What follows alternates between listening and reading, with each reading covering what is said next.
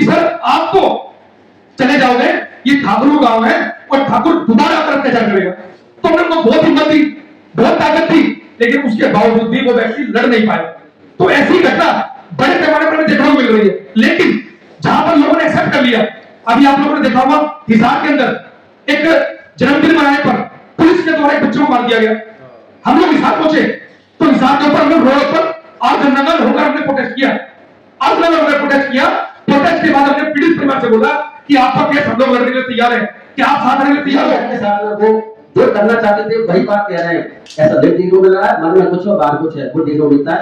तो मैं आपको वादा करता हूँ, संजीव कुमार 21 साल तक जेल में, आज तक मेरे पर दागा देंगे। 10 साल के बाद जो दलित फोरम जाकर तो नेक्स्ट करके सुनाऊं, कुछ होने वाला नहीं, मेरा वादा है। सर आप 21 साल न्याय के मंदिर में रहे, पिछले 21 साल को अगर देखे जाए 15 से 20 साल का भी टाइम है और आज का भी टाइम है, तो न्यायपालिका में कितना बदलाव आया है?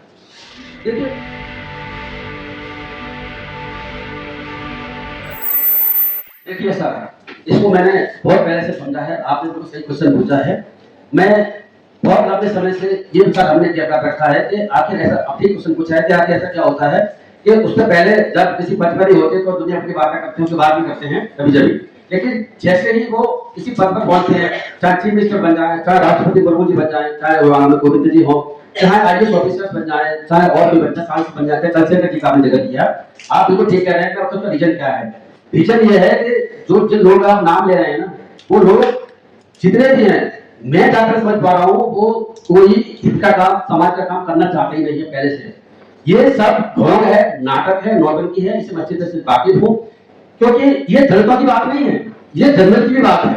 आप ये भी समझिए कि ये काम सिर्फ दलित लोग नहीं करते, ऊपर पहुंच करके जनरल वाले भी ये काम कर रहे हैं। जैसे ही पद मिलता है, मैं आपको फिर बताता हूँ, मैं जाकर समझ पा रहा हूँ, जहां तक मैंने इस देश को देखा है अपने लंबे समय से, चाहे जब रहते हुए, चाहे जब के बाद, उससे पहले मैंने यही पाया है। अब केजरीवाल कंपनी को देख लीजिए, मैं इसे जोड़ना चाह रहा हूँ कि क्या है कि साहब हम एक ऐसा देश बनाएंगे, जो देश ऐसा होगा जो भ्रष्टाचार मुक्त होगा। अब भ्रष्टाचार मुक्त देश तो नहीं बना। केजरीवाल जी की जितनी भी बातें थी, वो सारे के सारे उन्होंने उल्टी करना शुरू कर दी। तो उन्होंने क्या किया कि लोगों की भावना को भड़का करके उन्हें लगा कि ये ऐसा होता है जो करप्शन का, जिसके बेसिस पर हम जो है सरकार में आ सकते हैं, बड़ा आंदोलन कर सकते हैं। करना कुछ नहीं है, लेकिन सरकार में आकर मंत्री बनना है। तो जो लोग इस तरह की सोच के होते हैं, चाहे दलित हो, चाहे जनरल हो, चाहे धर्म कोई भी हो, वो लोग सिर्फ पद पर पहुंचने के बाद में अपने जेवर भरते हैं। और मुझे कहने में गुजरत नहीं है कि उसमें से 95% लोग करप्ट हैं। मैं आपके चैनल के माध्यम से कहना चाहता हूँ, आप दिखाइए इसको। मैं 80% कह रहा हूँ, मुझे अपना मेरा अनुमान ये है कि 95% सिर्फ आसपास जजेस या अधिकारी या पॉलिटिशियन सभी की बात करता हूँ, वो करप्ट है। मैं इस पर भी आश्चर्यचकित हूँ कि करप्शन की बात सुप्रीम कोर्ट में आती है, अगर सरकार को जो एक चैप्टर आते हैं उसको भी बैन किया गया है, वो एक स्थिति है। तो देखो करप्शन है, बहुत बड़ी करप्शन है। जो लोग आपको कह रहे हैं ना, मैं इसको फिर क्या दोहरा दूं, अगर बुलडोजर जस्टिस के रूप में दलित साहब चाहते थे वास्तव में बुलडोजर की कार्रवाई इलीगल ना हो, उस स्थिति में वो अगर ऐसा चाहते मन से, तो वो ढेर शास्त्री के दरबार में हाजिर लगाते जो बुलडोजर से तोड़ने की बात कर रहा है। तो आप ये भी समझ लीजिए, दलित की नहीं सभी कहानी है, ये सब भूगोल है या नाटक है। सच्चाई के साथ, ईमानदारी के साथ देश में सच्चा काम करने के लिए कोई भी नहीं है। ऐसा तो सब लोग एक्सेप्ट नहीं हो सकते। एक जो दलित फोरम है, फिर जनता इस पे कैसे विश्वास करे कि कल को अगर आप शासन में, प्रशासन में बिल्कुल, तो आप लोग वैसे आप कैसे विश्वास करें, वक्त बताएगा। जैसे अब और संगठनों को, पार्टी को बता रहा है, मैं एक बार और जोड़ता चलूं कि मुझे 21 साल में जज में रहा हूं, मैं कोई शिकायत उठ के आ गया हूं। मैं 21 साल, मेरी इतिहास को देख लीजिए, मेरे बारे में पता कर लीजिए मैंने क्या काम कैसे किया हूँ, क्या मैंने करप्शन किया हुआ है जुडिशरी में। आप मेरे बारे में पूरी वकीलों से जानकारी करके इकट्ठा कर लीजिए, फिर बता दीजिए। मैं इस बात का 21 साल तक मैं जो जिया हूँ, जिस तरह से मैं रहा हूँ, वो मेरे प्रीवियस हिस्ट्री बताती है। मैं किस तरह से संगठन का सवाल है, आप फ्यूचर में 10 साल बाद आप मुझसे कुछ जरूर पूछना। मैं अपनी व्यक्तिगत बात कर रहा हूँ, किसी और की बात नहीं कर रहा। मैं संगठन में जब तक मैं हूँ, तब तक ईमानदारी के साथ में जिस बात के लिए बना हुआ है, उस बात के लिए काम करता रहेगा, चाहे हमें कितना भी इसके लिए संघर्ष करना पड़े, चाहे हमें जान चली, हमारी परवाह नहीं है। अब केजरीवाल या और जितने लोग हैं, अब आप मैं अपना पीछे ले जाता हूँ कि जब जयप्रकाश नारायण जी का आंदोलन चल रहा था, उस चले जाइए, वो लोग जितने भी आंदोलन कर रहे थे वो कहाँ पर हैं? सारे के सारे लोग आप देख चुके हैं पिछले सालों में पॉलिटिक्स में आने के बाद उन लोगों ने क्या क्या काम किया, देश में क्या काम किया है। तो मैं फिर बता दूं कि ये जो लोग हैं जो आंदोलन कर रहे हैं, जो भी कर रहे हैं, साथ में वो जो करना चाहते थे वही बात कह रहे हैं। ऐसा देखने को मिल रहा है, मन में कुछ और बाहर कुछ है, वो देखने को मिलता है। तो मैं आपको वादा करता हूँ, संजीव कुमार 21 साल तक जेल में, आज तक मेरे को दागा देंगे, 10 साल के बाद दलित फोरम जहाँ तक तुम नेक्स्ट करते सुनाओ फिर होने वाला है, मेरा वादा है। सर आप 21 साल न्याय के मंदिर में रहे, पिछले 21 साल को अगर देखा जाए 1520 साल का जो टाइम है और आज का जो टाइम है, तो न्यायपालिका में कितना बदलाव आया है? देखिए न्यायपालिका में बदलाव आया है, लेकिन नेगेटिव बदलाव आया है। मैं जो देख पा रहा हूँ ये नेगेटिव बदलाव है। नेगेटिव बदलाव इसीलिए है क्योंकि जजेस जो है अपना काम ईमानदारी के साथ में, संविधान के साथ में, देश को कानूनों का डिसीजन नहीं ले रहे हैं। वो अपनी व्यक्तिगत सोच के आधार पर ले रहे हैं, वो उनकी पर्सनल आइडियोलॉजी है उसके आधार पर डिसीजन ले रहे हैं। वो संविधान के हिसाब से, कानून के हिसाब से डिसीजन नहीं ले रहे हैं।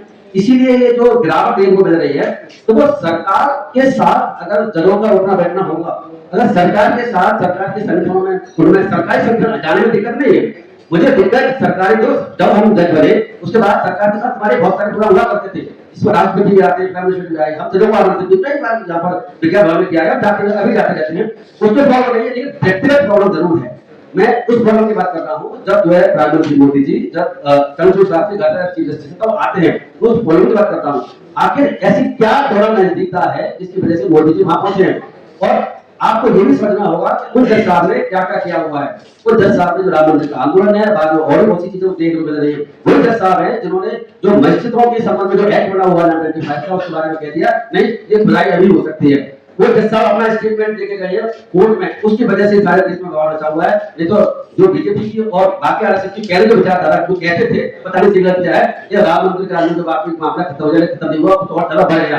बढ़ने के पीछे कोई व्यक्ति जिम्मेदार है तो आरएसएस बीजेपी नहीं, चंद्रचूड़ जी जिम्मेदार। जो भारत सरकार का जो बिल लाया है यूजीसी एक्ट 2017, इस चीज को सुप्रीम कोर्ट का चीफ जस्टिस साहब ने इसको साइड क्यों करके रखे? इसको भी जजमेंट दे देना चाहिए था ना। एट्रोसिटी दलित एट्रोसिटी दलित है, तो इसमें भी तो है ना यूजीसी का इसमें। बिल्कुल ये तो मैं जैसे बताया कि न्यायपालिका में गिरावट बड़े पैमाने देखने को मिल रही है, उसके एक एग्जाम्पल ये भी है। और चंद्रचूड़ जो है ये जस्टिस सूर्यकांत जी ने थोड़ा तो विचित्र बात कही थी। सूर्यकांत जी बात ये भी देखिए जिस दिन हियरिंग चल रही थी स्टेट किया गया, उसमें क्या कह रहे थे, जो उनके कमेंट्स थे वो ऐसे कमेंट थे जैसे कि दलित लोग तो उल्टे सीधे काम करते हैं, बाकी लोग सब ठीक काम करते हैं, ये तो कानून गलत है। तो भेदभाव के बाद भेदभाव को खत्म करने के लिए लाया गया था, भेदभाव लाने के लिए लाया गया था। तब इसी का भेदभाव चल रहा है, डिस्क्रिप्शन चल रहा है, तो उसी से कानून लाया जाएगा, उसको ही उल्टा कर बता रहे हैं। और देखो एक बात और बता दूं, ये उनकी तो सोच ही बड़ी विचित्र है। अभी आप देखिए ऐसे क्या चल रहा है, क्या ये संभव है कि 90 लाख लोग या 31 लाख लोग 35 लाख लोग अपने वोट के अधिकार से वंचित हो गए? भाई ये जिम्मेदारी किसकी थी कि वोट देने से वंचित ना हो? अगर आपकी जो प्रोसेस ऐसी है जिसमें आपको सर्व कैसे करानी है, उसके बाद आपको कोई ट्रिब्यूनल बनाना है, तो पहले पूरा करा लो, उसके बाद चुनाव करा लो, ऐसी आपत्ति आ रही है। लेकिन सुप्रीम कोर्ट ने वो भी नहीं रोका, ना तो उनको टेम्पररी रूप से वोट देने का अधिकार दिया, ना चुनाव को आगे बढ़ाया। दूसरी बात ये बता दूं कि आप बताओ कि जब मजदूरों के संबंध में सुप्रीम कोर्ट में केस आया था, उस संबंध में ये चीफ जस्टिस साहब क्या कह रहे थे? तो ये सर देश में जातीय जो भेदभाव चल रहा है उसको कैसे खत्म कर पाएंगे, जो आज जो वर्तमान स्थिति है? देखिए ऐसा है कि दलित ये सारी चीजें जो बुरा है, ऐसा है कि खत्म हो सकता है, समय लगेगा और संदेह प्रोग्राम आगे बढ़ भी रहा था, ऐसा नहीं है। मैं ऐसा नहीं कहूंगा कि देश जो है आगे नहीं बढ़ रहा था, मैं ऐसा नहीं कहूंगा, लेकिन मुझे कहने में कोई झिझक नहीं है कि 2014 के बाद में ये जो चीजें चल रही है वो बहुत गलत चल रही है। अगर सरकार करना चाहे तो करना चाहे ईमानदारी के साथ, ईमानदारी के साथ नहीं नाटक करेगी तो वो कम कर सकती है, लेकिन समय लगेगा और लोगों की मेंटली बचत के लिए समय लगता है। 50 संविधान लागू होने के बाद में चीजें कुछ चेंज भी हुई है, ऐसा नहीं है कि बहुत खराब हुई है, लेकिन बीजेपी सरकार आने के बाद में जो कानून बनाए जा रहे हैं और जिस तरह जो डिसीजन ले रही है उससे प्रॉब्लम और खड़ी हो गई। ठीक है जो लोग सरकारी पद पर बैठे हैं वो चाहते हैं ऐसी सवाल मचा है जिससे उनको वोट पे गिरानी चलती है। ये मैं सर आपकी ईमानदारी पर शक नहीं है, लेकिन जैसा अभी आप कह रहे थे कि जब तक मैं हूं तब तक तो आप निश्चिंत रहें, तो कल को कुछ ऐसी बातें आए तो आप बोल देंगे कि भैया मैं बड़ा विश्वास किया था, मेरे को यहाँ गलत लगा इसलिए मैं तो हट गया। अपनी बात कर रहा हूँ, मैं अपनी बात करता हूँ, मैं अपनी बात कर रहा हूँ कि ऐसा नहीं है मैं कहूँगा नहीं संगठन को कानूनी खत्म करना पड़े, जीवनदारी के साथ संगठन चलेगा। मैं राघव चर्चा नहीं हूँ, मैं राघव चर्चा नहीं हूँ कि हम आए तो राजनीति बदलने के लिए, मैं केजरीवाल के समझ में उसको कर चुका हूँ। मैं राघव चर्चा नहीं हूँ कि आए थे तो हम देश को बदलने के लिए, इस देश से भ्रष्टाचार खत्म करने के लिए, लेकिन पिछले 15-16 सालों में वो कहाँ चले गए? वो चले गए बीजेपी के पास। मैंने कल उनकी प्रेस कॉन्फ्रेंस सुनी, तो क्या तर्क पेश कर रहे हैं, तर्क बड़े विचित्र हैं। जब मैं तो भाई सीए था, अच्छे गाड़ी कमाता था, मुझे क्या जरूरत थी। अरे भैया दुनिया जानती है कि आप सीए क्या कमाएगा। उत्तर प्रदेश में लेखपाल के यहाँ 50 करोड़ रुपए की दौड़ पकड़ी गई है, लेखपाल के यहाँ। ये सरकारी डिपार्टमेंट की ये हालत है। आप क्या सीए में पूछ रहा है, मंत्रियों के पास देखो ना कितने पैसे हैं, अंबानी अडानी की क्या पोजीशन है, बीजेपी को दुनिया जानती है, वो क्या भी आदत नहीं है। जब एक लेखपाल कितने छोटी लेवल का है, उसको 50 करोड़ से प्रॉपर्टी पकड़ी गई है, तो सीए क्या कर लेगा। सीए से ज्यादा प्रॉपर्टी तो हमारे 4-5 जिले घूम रहे हैं, ऐसी मध्य प्रदेश में कई जगह पर। तो ये उनका नाटक है। अब वो क्या कर रहे हैं भाई, 12 साल बाद बीजेपी तो ये पार्टी ऐसी होगी, मुझे जो इन्होंने मुझे भी महत्व दिया, बाकी जो ये सही काम नहीं चल रही, तो बीजेपी कौन से रास्ते में चल रही है, उन्हें कौन सा रास्ता बीजेपी में सही नजर आ रहा है, मैं समझ नहीं पा रहा हूँ। आप देखो साहब कुछ कहता बताइए। सर मेरा सवाल ये था, शासन में नेता परेशान करते हैं, कोर्ट जाती है, और जब कोर्ट में भी सही इंसाफ न मिले तो कहाँ जाए, कोर्ट में इंसाफ न मिले तो फिर जनता के पास जाए। दूसरा सवाल सर, इसलिए जनता के पास क्यों जाए। 4 जने प्रेस कॉन्फ्रेंस करके किसके पास गए थे, जनता के पास ही गए थे, मीडिया के माध्यम से। तो जनता में एक बात समझ लीजिए कि संविधान क्या कहता है, संविधान जनता ने बनाया है, और किसके लिए, अपने लोगों के लिए बनाया है, जजों के लिए नहीं बनाया हुआ है। जजरी व्यक्ति है, आप नहीं करते। दूसरा सवाल ये था, जितने भ्रष्ट जज अभी तक खुल के आ रहे हैं, जिन्होंने जजमेंट में थोड़े खराब दिए हैं, फिर उसके बाद में राजनीति में क्या उनके जजमेंट को जो उन्होंने दिए उनको खत्म नहीं करने चाहिए। देखो ऐसा बिल्कुल खत्म होना चाहिए, लेकिन करेगा कौन, सब करने वाले हैं, उन पर भी आप उंगलियां उठ रही है, करेगा कौन, मुझे बता दो। ये सर ये इस पर तो सर चर्चा होनी चाहिए, बिल्कुल चर्चा होनी चाहिए। आप मुझे ये तो बताते हैं कि जिस जज के यहाँ पर घर में इतने लोग दिल्ली में पकड़े गए, उस जज की अधिकार नहीं होगी, ये कैसा तरीका सिस्टम है बता मुझे आप। मतलब मैं समझ नहीं पा रहा हूँ, मुझे आप बताएंगे जजों को क्या भगवान के बैठे हुए हैं, क्या उनके इफेक्ट क्यों नहीं होगी। सर उनके लिए तो कानून होना चाहिए। तो कानून है, लेकिन जजों ने कानून को अपनी जेब में रखा हुआ है। आपको पता होगा कि 1995 के आसपास एक मध्य प्रदेश में घटना हुई थी। घटना क्या हुई थी, एक मजिस्ट्रेट था, उसको थाने गया, थाने में पीटा, रात बंद रखा, तो सुप्रीम कोर्ट ने कहा जजों के खिलाफ अभियान नहीं होगी जब तक कोर्ट ना चाहे।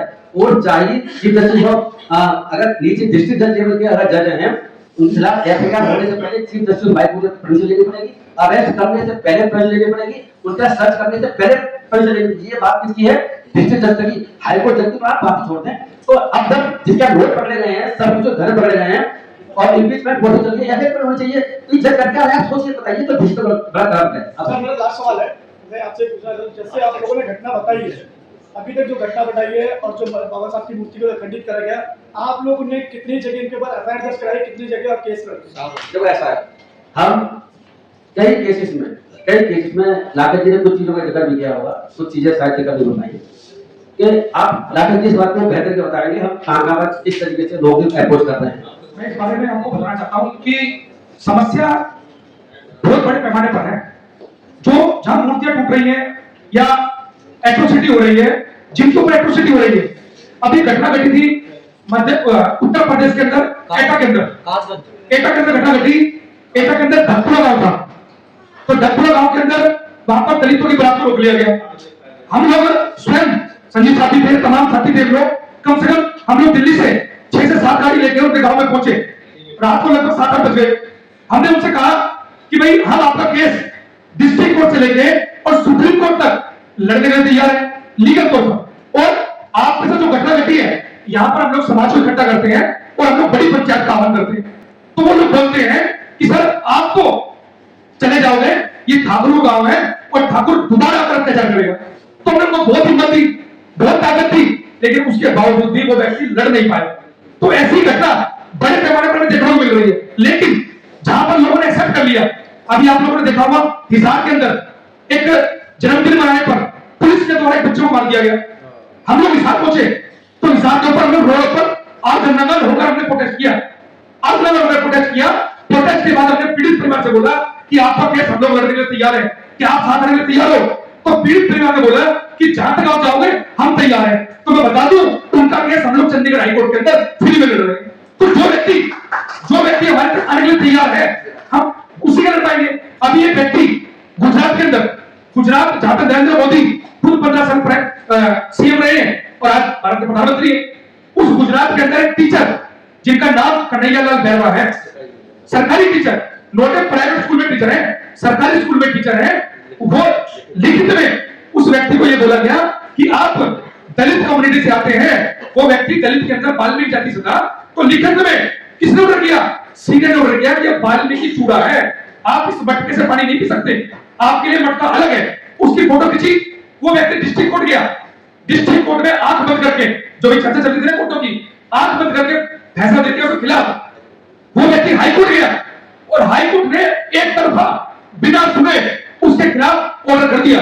वो व्यक्ति दिल्ली के तमाम जितने भी दलितों के मंत्री हैं वो उन तक पहुंचा, लेकिन उसकी अखबार में कटी छवि कि उस व्यक्ति को 150 किलोमीटर तक किसने मकान किराए नहीं दिया, और ये खबर चली कि सरकारी टीचर को एक मटका छूने दिया जा रहा। जिस गुजरात के अंदर बाबा साहब अम्बेडकर को पानी पीने नहीं दिया, मटका छूने दिया, उसी गुजरात के अंदर ये घटना लेटेस्ट है। फिर हम लोगों ने जब अखबार में पढ़ा, उसको ढूंढा, और ढूंढने के बाद हम गुजरात नहीं गए, हमने ढूंढा, बुलाया, और बुलाने के बाद आज संजीव कुमार साहब की अध्यक्षता में सुप्रीम कोर्ट की तरफ फ्री ऑफ कॉस्ट लड़ रहे हैं। तो जो आपने सवाल किया कि जो व्यक्ति लड़ना चाहता है उसके लिए हम लोग रोड से भी तैयार हैं। जैसे बताया हिसार के अंदर हम लोगों ने अर्धनगर होकर प्रोटेस्ट किया, उसके बाद हम लोग सुप्रीम कोर्ट में लड़ रहे हैं। बुलंदशहर की घटना में हम लोग पहुंचे, वहां पर तमाम तरीके से एट्रोसिटी, आप लोग जानते हैं, व्यक्ति को थार गाड़ी ने घुसन दिया, हम घर पे गए उनके, हमने बड़ी मिन्नतें करी, हमें मिन्नतें करनी पड़ती है, अपने लोगों से मिन्नतें करनी पड़ती है कि भाई आप अपने केस को लड़ो, हम हिम्मत देते हैं। लेकिन इस देश के अंदर जातिवाद इतने बड़े पैमाने पर है कि दलित जल्दी से हिम्मत जुटा नहीं पाता, क्योंकि कहता था आप दिल्ली से हो, आप लोग निकल जाओ, लेकिन गांव में भी लड़ा, गांव में फिर पीटेंगे। समझौता करने के लिए दबाव डाला जा रहा है, समझौता कराने। एक तो पीटा, आपने ऊना कांड देखा गुजरात के अंदर, गुजरात के अंदर ऊना कांड हुआ, वहां पर दलितों को बुलाना बात के पीटा, जो पीट दिया तो दलित क्या करेगा? आंदोलन करेगा। तो दलित ने इस जंतर मंतर पर प्रोटेस्ट किया, जंतर मंतर पर आंदोलन किया। तो जब दलित आंदोलन कर रहा था तो इसी करनी सेना ने दलितों को पीटा, मतलब वो पीट में रहे और रोने भी नहीं दे रहे, चिल्लाने भी नहीं दे रहे, वो प्रोटेस्ट करने भी नहीं दे रहे। तो गांवों की स्थिति ऐसी भयावह है कि हम लोग जहां पर इंसिडेंट हो रहा है भारत के अंदर, वहां पर लोग पहुंच रहे हैं, और पहुंच के फिजिकली भी उनको हौसला हिम्मत दे रहे हैं कि लोग लड़ाई लड़ने के तैयार है। लेकिन दलितों पर इतना प्रेशर है कि वो लड़ाई लड़ना भी नहीं, लड़ना चाहता है लेकिन लड़ नहीं पाता। और बड़ी तैयारी है, इतना बोलना चाहता हूं कि तैयारी बहुत बड़ी है। इस तैयारी को सरकार भी देखेगी, ये भारत भी देखेगा, इतनी बड़ी तैयारी है। जब आपको आगे की रणनीति से हम लोग अवगत कराएंगे।